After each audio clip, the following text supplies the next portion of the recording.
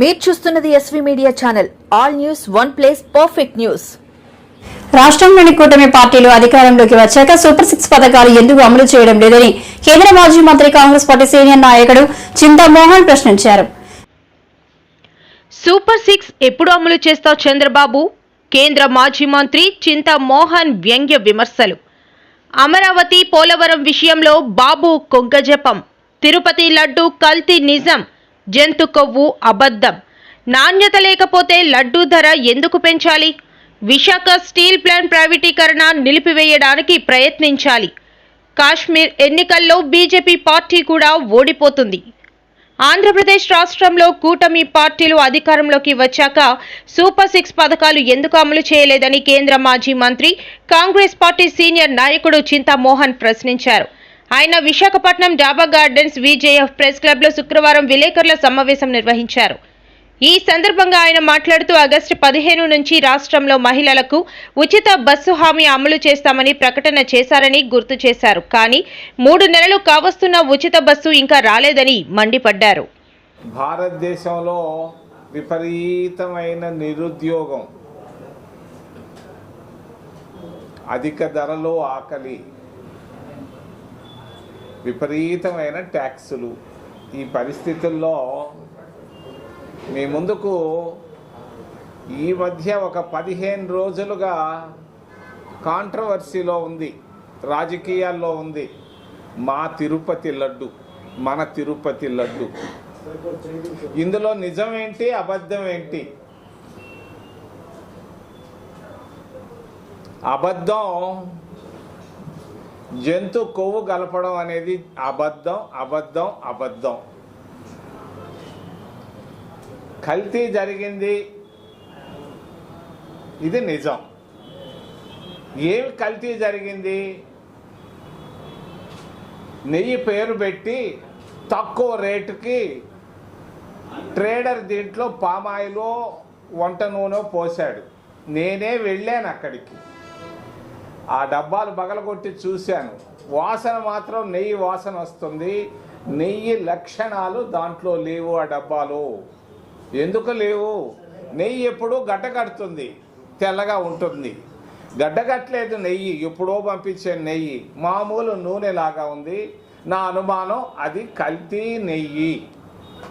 జంతువులు కలిపారు, పంది మాంసం కలిపారు, చేపల మాంసం కలిపారు, గొడ్డు మాంసం కలిపారు అన్నది 100కి 1000 పాళ్ళు అబద్ధం, అబద్ధం, అబద్ధం, అబద్ధం. అది జరగదు తిరుపతిలో. కారణం ఏంటంటే అక్కడ తయారు చేస్తున్నటువంటి వాళ్ళు 100కి 100% వెజిటేరియన్లు.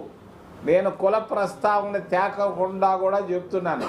చేస్తున్నటువంటి వాళ్ళు అందరూ బ్రాహ్మణులు. అక్కడ జరిగే ప్రశ్నే లేదు ఇటువంటిది. అది ఒకప్పుడు 25 రూపాయలు ఉండింది లడ్డు, 50 రూపాయలకు పెరిగింది. ఈరోజు ఆవుతో నిజమైనటువంటి కల్తీ లేనటువంటి ఆవు నెయ్యితో లడ్డు తయారు చేయాలి. అంత పరిమాణంలో అంటే 100 రూపాయలు పడుతుంది. మా వాళ్ళు కూడా ఇవన్నీ గమనిస్తుంటారు, ధరలు, మరి వస్తువులు.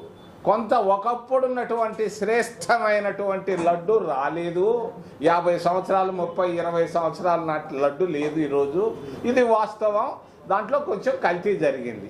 కానీ చంద్రబాబు నాయుడు ఈ విషయంలో మాట్లాడకుండా ఉంటే చాలా బాగుండేది. చంద్రబాబు నాయుడు స్థాయి పెద్దది, ఈరోజు ముఖ్యమంత్రి. ఆయన మాట్లాడడం అనేది తప్పు, నేను ఖండిస్తున్నాను. దాన్ని నిన్న పవన్ కళ్యాణ్ కూడా అనవసర రాద్ధాంతం చేస్తున్నాడు తిరుపతిలో. మా తిరుపతి క్షేత్రానికి, పుణ్యక్షేత్రానికి నష్టం చేస్తున్నటువంటి భారతీయ జనతా పార్టీ, పవన్ కళ్యాణ్ పార్టీ, మరి తెలుగుదేశం పార్టీలు నేను ఖండిస్తున్నా. ఈ పుణ్యక్షేత్రంలో రాజకీయాలు వద్దు. ఇది అయోధ్య కాదు, ఇది పవిత్రమైనటువంటి మరి 100 కోట్ల మంది విశ్వాసం, భక్తి, మరి నమ్మకం ఉన్నటువంటి ప్రాంతాన్ని మీరు అపవిత్రం చేయడం అనేది తప్పు, నేను ఖండిస్తున్నా. మరి ఈరోజు సుప్రీంకోర్టులో ఉంది. ఏం చేయగలదు సుప్రీంకోర్టు? ఎప్పుడో సంవత్సరాల క్రితం కల్తీ వచ్చుంటే ఈరోజు ఏం చేయగలదు? ధర్మాసనాలు పని కాదు ఇది. ధర్మాసనాలు చూడాల్సింది దేశంలో భారత రాజ్యాంగ పరిరక్షణ. అంతేగాని ఏదో ఎవడో పిటిషన్ వేయగానే దాన్ని స్వీకరించడం, దాని గురించి మాట్లాడడం ఆపడం మంచిది. దీన్ని తిరుమల పవిత్రతను సుప్రీంకోర్టు దృష్టికి, దర్యాప్తు సంస్థల దృష్టికి తీసుకెళితే మరి దేశం నష్టపోతాయి, ప్రాంతాలు నష్టపోతాయని తెలియజేస్తూ, రెండవది ఆంధ్రప్రదేశ్ రాష్ట్రం. చంద్రబాబు నాయుడు ముఖ్యమంత్రి 100 రోజులు దాటిపోయింది. ఆయన 6 సూపర్ 6 అని చెప్పాడు. వాళ్ళ పరిస్థితులు చాలా చాలా అధ్వానంగా ఉన్నాయని తెలియజేస్తూ మరి చంద్రబాబు గురించి ఒక్క మాట చెప్పదలుచుకున్నాను. నాకు 50 ఏళ్ళుగా ఈయన తెలుసు. తిరుపతిలో నుంచి విద్యార్థి దశ నుంచి, నేను విద్యార్థిగా 1974 నుంచి చంద్రబాబు నాయుడు నాకు తెలుసు. నేను ఎంతోమంది రాజకీయ నాయకులను చూశాను. చంద్రబాబు నాయుడుకున్నంత లక్కు భారతదేశంలో ఎవడికి ఈరోజు లేదయ్యా. సూపర్ అదృష్టవంతుడు చంద్రబాబు నాయుడు. ఆ అదృష్టాన్ని మరి నేను ఒక రహస్యాన్ని కూడా చెప్తాను. ఆగస్టు 20వ తేదీ 6 గంటలప్పుడు అరగంట సేపు నేను, సీతారాం యేచూరి ఆల్ ఇండియా ఇన్స్టిట్యూట్లో కూర్చొని చంద్రబాబు నాయుడు గురించి 25 నిమిషాలు మేము మాట్లాడుకున్నాం. చంద్రబాబు అదృష్టం ఎట్లుంటుందో నేను వెంటనే చెప్పను, కానీ పేపర్లో మీ ముందు చాలా అదృష్టవంతుడు. దేశ రాజకీయం అతని చేతుల్లో ఈరోజు ఉంది. రేపు లేకపోవచ్చు, ఈరోజు ఉంది.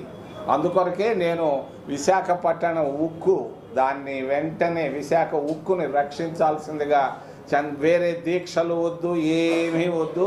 చంద్రబాబు నాయుడిని వెంటనే మోడీతో 5 నిమిషాలు కూర్చొని మరి వెంటనే ఈ సమస్యను పరిష్కారం చేసి విశాఖ ప్రాంతానికి మేలు చేయాల్సి ఇందిరాగాంధీ తీసుకొని వచ్చింది. ఇందిరాగాంధీ కాంగ్రెస్ పార్టీ పూర్తి చేసింది. చంద్రబాబు నాయుడు ఏమాత్రం ఆలస్యం చేసినా కూడా ఇది ఒక రియల్ ఎస్టేట్గా మార్చేందుకు కుట్రలు జరుగుతున్నాయి ఢిల్లీలో. కుమారస్వామి వల్ల కాదు, ఇంకొకటి వల్ల కాదు, కాగలిగిందల్లా చంద్రబాబు నాయుడే.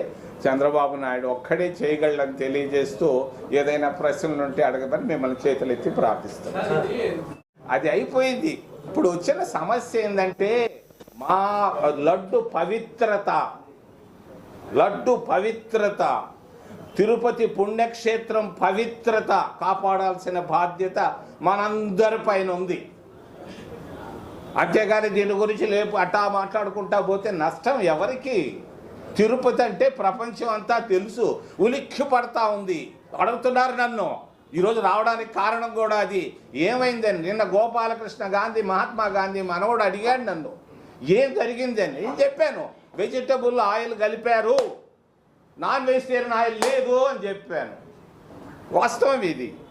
చంద్రబాబు మాట్లాడుకుని ఉంటే చాలా బాగుండేది.